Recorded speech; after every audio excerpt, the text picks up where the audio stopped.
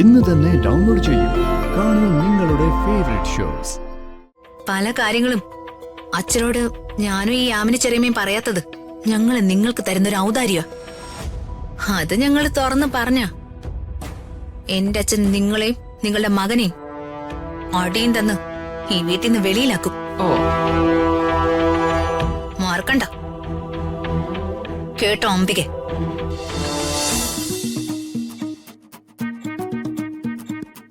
Good morning മക്കളെ. Good morning ചെറിയമ്മേ. നിങ്ങളിവിടെ ഇരിക്കെ, ഞാൻ കോഫി എടുക്കാം. അയ്യോ, ഞങ്ങളെ കൊണ്ട് അത്യാവശ്യമായി ബെഡ് കോഫി കുടിപ്പിക്കാൻ രാവിലെ ഒരാള് വന്നല്ലോ. അയാൾ എവിടെ പോയി? അയാൾ ഇവിടെയൊക്കെ തന്നെ ഉണ്ട്. നിങ്ങളോട് രണ്ടുപേരോടും പൊരിഞ്ഞ സ്നേഹമുള്ള ഒരാളാ അത്. പൊരിഞ്ഞ സ്നേഹോ? അതെന്താ? എന്ന് പറഞ്ഞാ നിങ്ങളെ രണ്ടുപേരെയും വറുത്തു പൊടിച്ച് കുറുക്കി കൊടുത്ത അങ്ങനെ കഴിക്കുന്നൊരു കക്ഷി. ആ കക്ഷിക്ക് മറ്റുള്ളവരുടെ ബെഡ്റൂം കണ്ട അലർജി അല്ലേ? അലർജി അല്ല, ഒരുതരം രോഗ.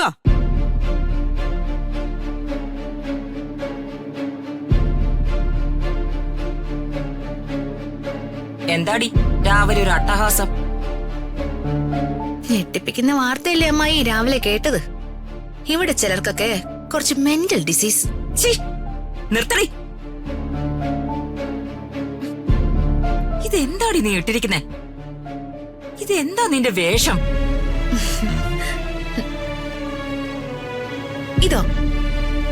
ഇതെന്റെ ഭർത്താവിന്റെ ഷർട്ട്. ഭർത്താവിന്റെ ഷർട്ടോ? അതെന്താ?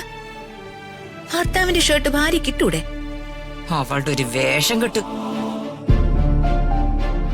അതെ, ഇത്തരം വേഷം കെട്ടൊന്നും ഈ വീട്ടിൽ പറ്റില്ല. എന്റെ വീട്ടില് ഞാൻ പല വേഷവും കെട്ടും.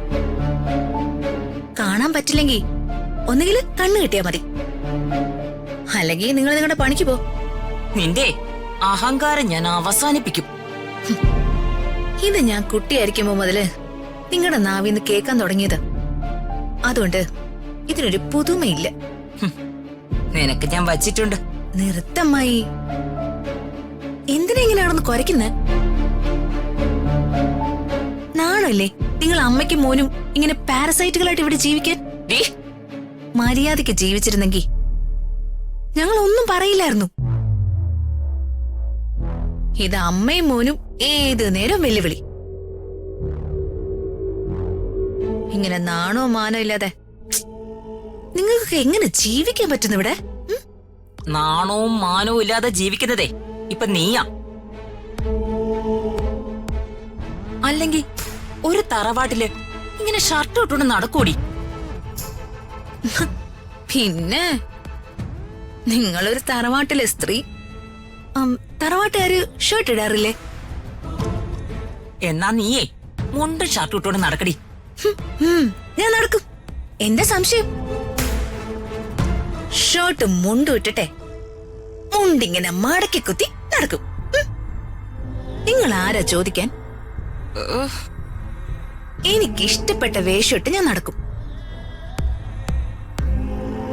It's my fundamental right. എന്റെ മൗലികാവകാശം. ഈ വീട്ടിൽ അത് നടക്കില്ലെന്നാ ഞാൻ പറഞ്ഞേ. അമ്മായി, എന്റെ വീട്ടിലല്ലാതെ ഞാൻ മറ്റെവിടെ ഇത് ചെയ്യുന്നേ? ഞങ്ങള് പലവട്ടം ക്ഷമിച്ചിട്ടാ നിങ്ങളും നിങ്ങളുടെ ക്രിമിനലായ മകനും ഇവിടെ ജീവിക്കുന്ന. പല കാര്യങ്ങളും അച്ഛനോട് ഞാനും ഈ യാമിനി ചെറിയമ്മയും പറയാത്തത് ഞങ്ങള് നിങ്ങൾക്ക് തരുന്നൊരു ഔദാര്യ. അത് ഞങ്ങൾ തുറന്ന് പറഞ്ഞ എന്റെ അച്ഛൻ നിങ്ങളെയും നിങ്ങളുടെ മകനെയും അടിയും തന്ന് ഈ വീട്ടിൽ നിന്ന് വെളിയിലാക്കും.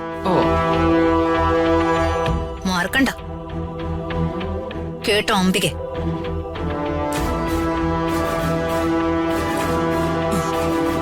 രാജു, നമുക്ക് പോവാം.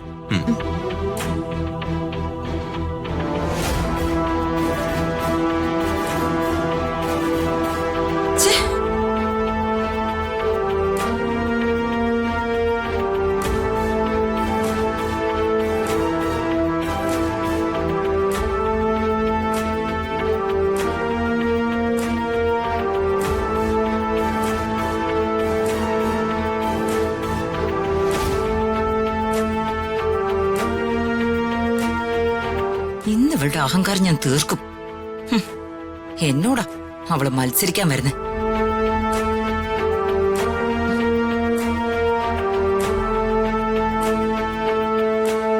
ഇന്ന് പ്രതാപനോട് എന്തെങ്കിലും അവളെക്കുറിച്ച് പറഞ്ഞ് പിരി കയറ്റണം. അങ്ങനെ എന്നേക്കുമായി അവളെ ഇവിടുന്ന് പുറത്താക്കണം.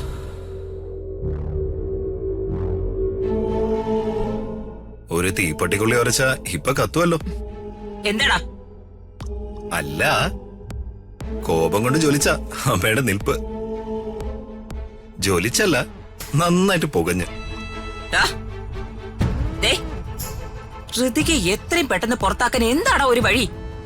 അതിന് ഒരേ ഒരു പോംവഴിയേ ഉള്ളൂ. എന്ത് വഴിയാടാ? ഒന്ന് വേഗം പറ. അവളെ അങ്ങോട്ട് തട്ടിക്കളയണം. നീ നടപ്പുള്ള കാര്യം എന്തേലും പറ. ഹ, അമ്മേ, അല്ലാതെ അവളെ പുറത്താക്കാനൊന്നും കഴിയില്ല. അവള് വല്യമ്മാവന്റെ മോളാ. ഗ്രൗണ്ട് സപ്പോർട്ട് മുഴുവൻ അവൾക്കാ. എന്തെങ്കിലും കെണി വെച്ച് പുറത്താക്കാന്ന് വെച്ചാ തലയിലും നല്ല ഐഡിയ ഒന്നും വരുന്നില്ല. അല്ലെങ്കിലുവേ നിന്റെ ഐഡിയ ഒന്നും വേണ്ട. ഡിവോഴ്സ് വരെ ഞാനും ആ കൊച്ചമണിയും കൂടെ കൊണ്ടെത്തിച്ചതാ. എടാ, നീ ഒരു ഒറ്റ ഒരുത്തനാ അത് അലമ്പാക്കിയത്.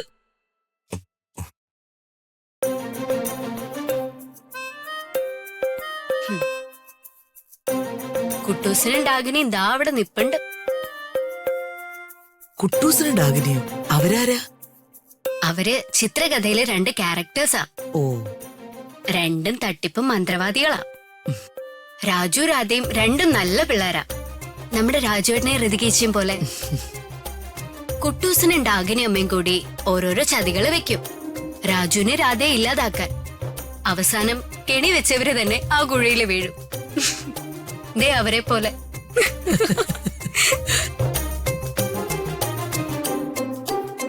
അല്ല, ഇതിൽ ആരാ കുട്ടൂസൻ, ആരാ ഡാഗിനി? ഡാഗിനി അംബിക അമ്മായി, കുട്ടൂസൻ ദീപകേട്ടൻ.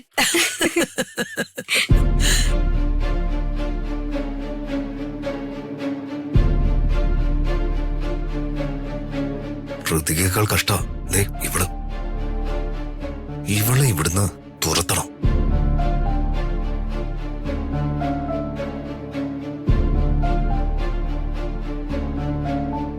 ചിത്രകഥ എന്തായാലും കൊള്ളാം. അതെ അതെ. എന്താ അമ്മമ്മോളും കൂടി തമാശ പറഞ്ഞൊരു ചിരി?